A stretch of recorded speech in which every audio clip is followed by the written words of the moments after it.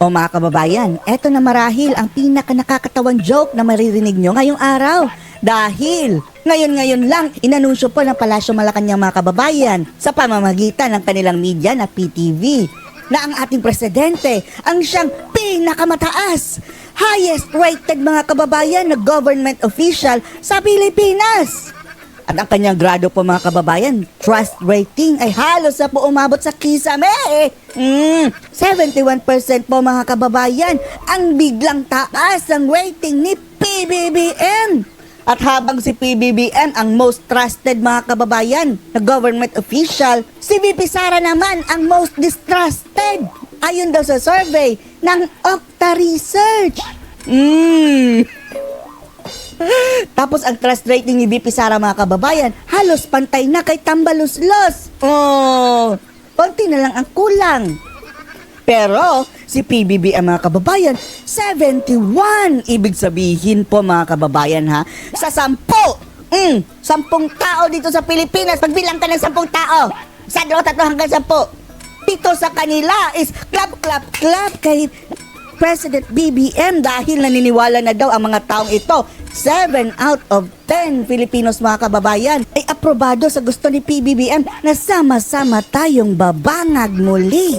Agree ba kayo sa Okta Research na survey na halos umabot na sa kisame ang rating si PBBM? 71%? Tingnan natin ang data ha. Eto po mga kababayan, Ferdinand Marcos Jr. Ang overall score po niya mga kababayan, 71%. Sa NCR mga kababayan ha, National Capital Region, 70% rating. Sa mga taga-NCR dyan, 7 sa 10 tao ay aprobado kay PBBM. Agree ba kayo? Magbilang kayo ng 10 tao dyan. 7 daw dyan ay agree. Approve kay PBBM. Satisfied. Clap, clap, clap. Saludo. The rest po sa Luzon mga kababayan, yung balance Luzon, mas malaki pa. 8 sa 10 tao ay aprobado kay PBBM.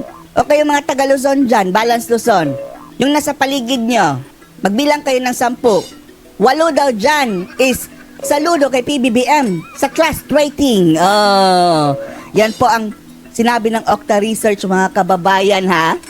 Tapos sa Mindanao mga kababayan at Visayas, majority rin mga kababayan. Lampas din 50%. Kahit pa sa Mindanao mga kababayan na sinasabing negative siya dati is 56% daw. Sa 2 tao isa dyan aprobado daw kay PBBM pa rin.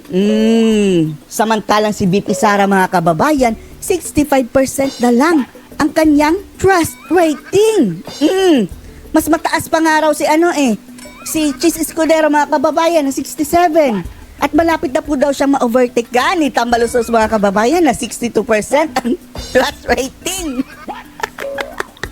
Samantalang ang distrust rating mga kababayan, si VP Sara ang nag-distrust ha, 11% mga kababayan. Samantalang si PBBM ang nag-distrust, 10 lang.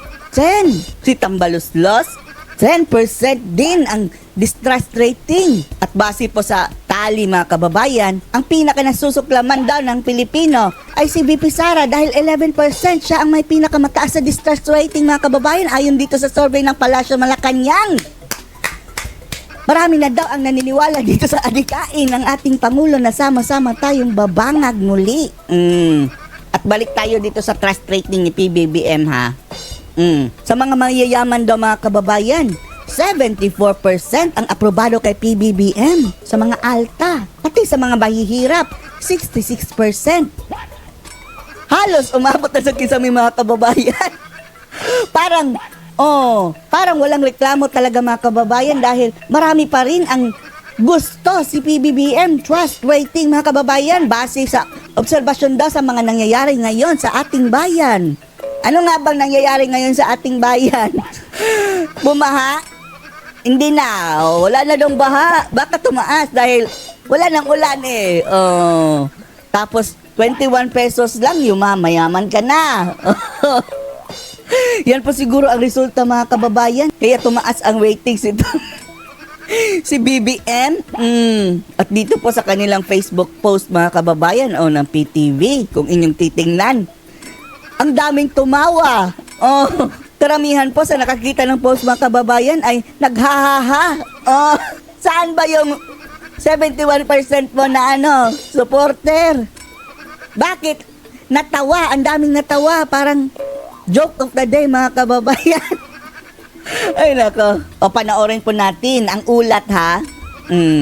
Tumaas pa ang performance at trust rating ni Pangulong Ferdinand R. Marcos Jr. sa isinagawang survey. Hindi na tayo magtataka mga kababayan kung bukas, bakalawa, o next month, o next year, aabot ng 100 ito rating ni PBBM. Sana nga. Paabotin niyo pa ng 101. Palakpak lang kami. Sama-sama tayong babangag muli. Ng Octa Research. Sa isinagawang second quarter tugon ng masa survey tugon ng masa. Masa, kumusta? 7 out of 10. Believe na believe kay PBBM. nationwide survey mula June 30 hanggang July 5. June 30 hanggang July 5. Sa 1,200 respondents, 1,200 respondents mga kababayan. Sino-sino kaya yun, no? abot sa 71% ng mga Pilipino ang nagsasabing meron silang tiwala kay Pangulong Marcos Jr. Grabe. Samantalang si VP Sara mga kababayan, 65 lang. Tapos yung distrust rating mga kababayan, number 1 na pinakamumuhian si VP Sara ng sambayan ng Pilipino daw. Mataas ito ng 2% kumpara sa 69%. Dati pa lang nag-69 si PBBM. Humahataw. Na trust rating na nakuha ng Pangulo noong first quarter. Lahat natawa. Pero ang Malacanang proud na proud sila dahil marami nang naniniwala sa sama-sama tayong babangag muli. 8% naman ng mga Pinoy ang nananatiling satisfied o nasisiyahan sa pagtatrabaho ng Pangulo. Nagtatrabaho. ang tanong mga kababayan, anong trabaho? Anong trabaho niya? Balita natin mga kababayan. Party-party lang daw ang talagang nagtatrabaho mga kababayan. Yun lang daw ang mga galamay niya. Buhay hari daw, sabi ng mga kritiko niya. Sabi ng mga kritiko niya, in fairness. Pero sabi ng mga loyalustay, sama-sama tayong babangag muli. Mataas ng 3% kumpara sa 65% ng performance rating noong first quarter. Grabe. Mga kababayan, maniniwala kayo dito? 62% daw ng mga Pilipino ang naniniwala kay Tamba Luslos. Kung 62% mga kababayan ang naniniwala kay Tamba, meaning 6 out of 10. Pero bakit? Ang rating niya doon sa survey mga kababayan, sa presidential survey is 0.8%. Hindi nga umabot ng isang tao.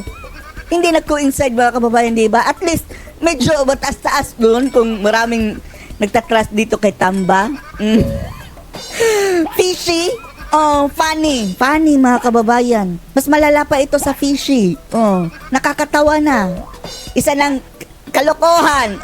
Sa kalokohan ng magaling itong sama-sama tayong babangag muli. Tala, bumaba naman ang trust at performance rating. Ito ang gusto nila talagang i-emphasize mga kababayan. Ang rating ni BP Sara na bumaba. Syempre, i-zero niya na kay Sara. Sige. Tapos i-100 kay PBBM. Okay kami. Approve kami dyan. The Vice President Sagarin nyo na. Duterte, bumaba ng 4% ang bumaba kay Sara. Gawin nyo lang 0. Kay BBM, 100, maski 199. Dahil 99 ang isip rating ng pangalawang Pangulo, kung saan mula 64% ay naging 66% na lamang ito. 66 na lang si Sara. Si Tamba Luslos, humahataw mga kababayan, 63. Konting kembot na lang ni Tamba. Konting bigas na lang ito overtake na natin si Sara Duterte. Bumaba rin ng 3% ang trust rating ni Vice President Duterte. Ang kinawawa mga kababayan ang Chief Justice, 12 lang. Siguro sa mga data dito mga kababayan, ang totoo ito lang Chief Justice. Baka nagkabaliktad. Baka yan ang kay Tamba at kay PBBM ang 12 nilagay nila sa Chief Justice. Kasi kung saan naabot ito sa 65% mula sa dating 68%. Sama-sama tayong babangag muli mga kababayan. After sa kanyang kaliwat ka ng kapalpakan, tumaas pa. Sige, mas maraming palpak mga kababayan, mas tumaas ang rating. I love it. nagtala ng mas mataas na trust at performance rating si Pangulong Marcos Jr. kumpara kay Vice President Duterte. Oh, ikaw na, BBM. Hanggang umabot ka sa langit ang rating mo.